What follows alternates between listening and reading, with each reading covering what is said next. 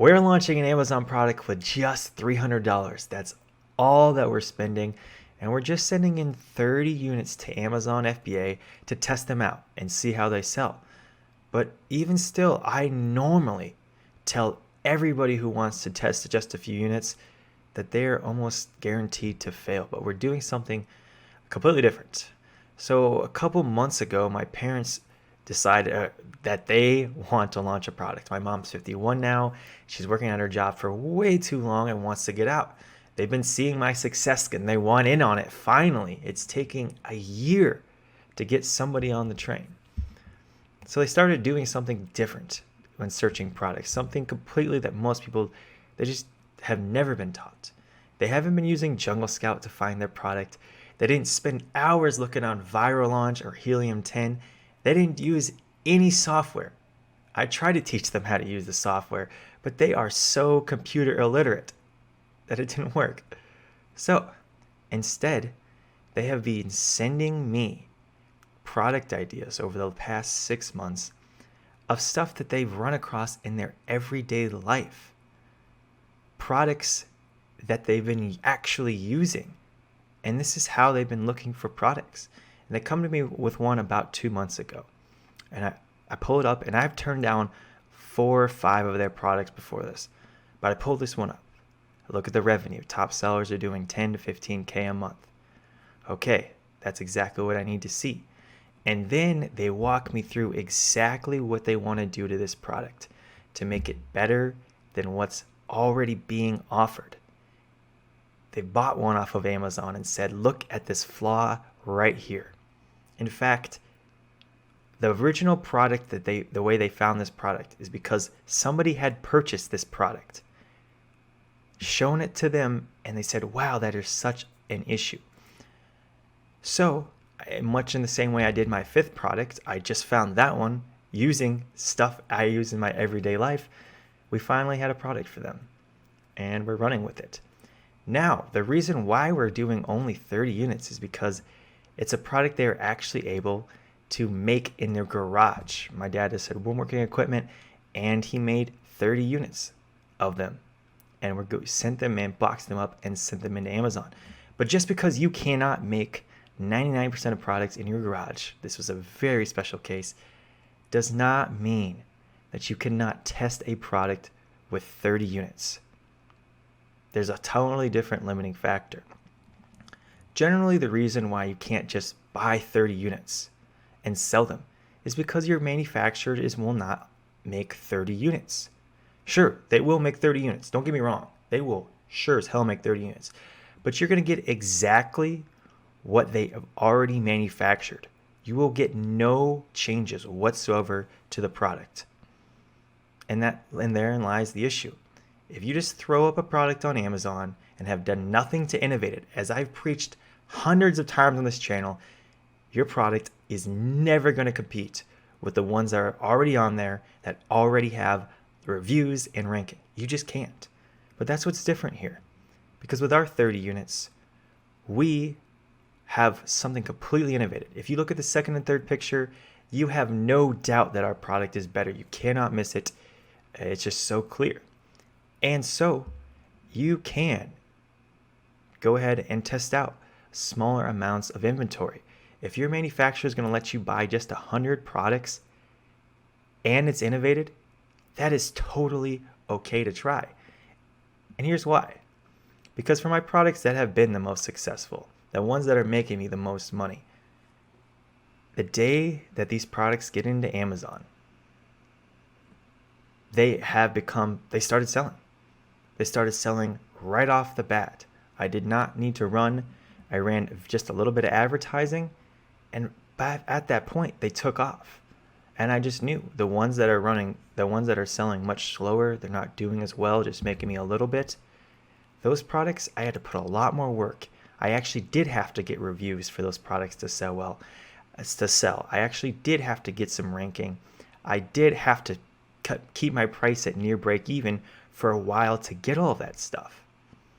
But the products that are going to win, that are going to make you big money doing this strategy, are the ones that you're going to start selling, and you're going to know within those first 50 units or those first 100 units it'll be crystal clear that that product is going to be successful. You'll have no doubt.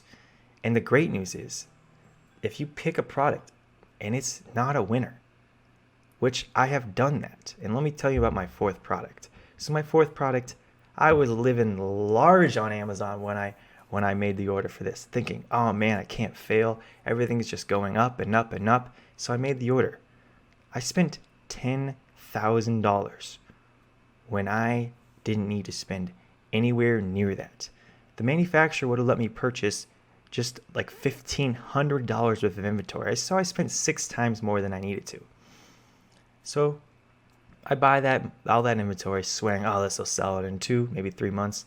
And I get on Amazon, and it does not live up to my expectations. It doesn't. It's selling, but it's selling way slower than I expected. And so now I have a lot of money tied up in inventory that's going to eventually sell, but like, why? Why did I order so much? So we got to really look at the pros and cons of ordering a lot of inventory to start. So the pros. When your product starts selling, you will not stock out of inventory. And I promise you, stocking out sucks. Because you have to when you get your product back in, when you've restocked, you have to go through that whole process you did originally to get your product ranked, which for me is usually lowering my price back down a little bit, much closer to break even. And then even still, it takes a little bit of time for it to get back up there. It might be a week, it might be 2, and you're just losing sales. It's not anything you ever want to have to do. So it sucks. But if you order too much inventory, the risk is you have your inventory just sit there when you could have been investing that in other products. For me, having 10 grand sit there until Christmas, it'll probably sell out, like finish selling out in December, not a big deal. I got more than 10 grand to spare. But for you, that couple $1,000 could have been used towards product 2, where you didn't make the same mistakes as you did on the first one. It's very simple. So I am advocating at this point a lot more ordering smaller quantities, as long as you can still get that innovation. Whatever your manufacturer is going to allow you to, go ahead and order that smaller amount. It doesn't mean you always need to order 50 units, okay? I will still be ordering 500 units probably at least for most of my first orders. But I won't be spending as much as I did. So with my parents' product, the reason why this is all going to work out. So when it starts selling, and I say when, it might not sell very well, we're going to be looking for a manufacturer in China to take over this. We've already proved out the concept here in the US with our US homegrown manufacturing. Now we'll be looking to China to find a manufacturer over there, and that's when we'll reorder. Instead of ordering 30 units, okay, the manufacturer will probably make us order at least 500 to get a product this customized. But we're not going to be worried about selling 500. We're going to know that it's going to sell. Now, the other great part about when you innovate, like I preach on this channel, is that your product is very unlikely to lose money, especially in comparison to when you just copy what everyone's doing. Because you've done some innovation, you've made something that's better than what's out there. So even if you're wrong and you don't sell 20 units a day, 20 people did not want to buy your product a day. Maybe it's only 2 that want to buy your product every day. So you are off by a lot. But the key is your product is still different enough and has some value. Even if it's to less people than you thought, you overestimated how many people wanted this innovation. But even though you overestimated it, there's still demand and you will still sell out. Okay, sure, I'm selling 3 or 4 units a day when I wish I was selling 30.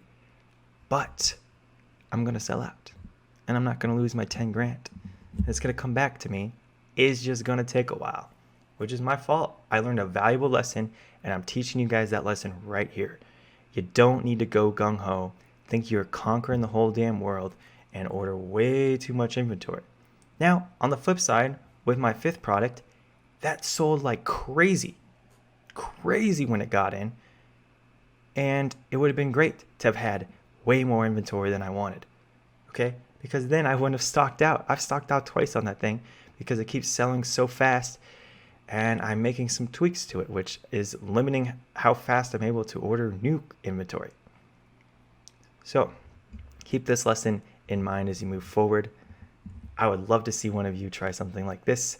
Please go check out how I turn my initial $5,000 investment into this $15,000 a month Amazon income stream. And also smash the subscribe button. Check out this video too.